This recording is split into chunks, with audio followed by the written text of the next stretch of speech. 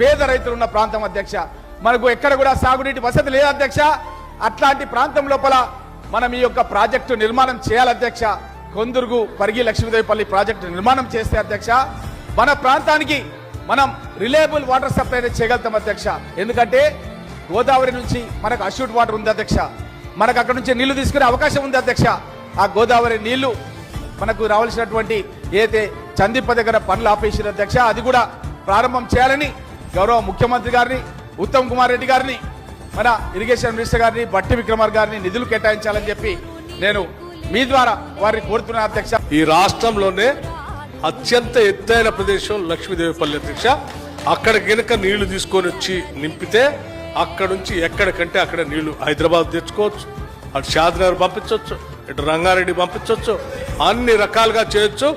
పాలమూరు రంగారెడ్డికి సంబంధించి ఎట్టి పరిస్థితుల్లో ఇంక్లూడింగ్ లక్ష్మీదేవిపల్లితో సహా పూర్తి చేస్తాం. శ్రీ ఎస్ జయపాలరెడ్డి పాలమూరు రంగారెడ్డి ఎత్తిపోతల పథకంలో భాగంగా కేపీ లక్ష్మీదేవిపల్లి రిజర్వాయర్ నిర్మాణాన్ని కూడా ప్రభుత్వం చేపడుతుంది.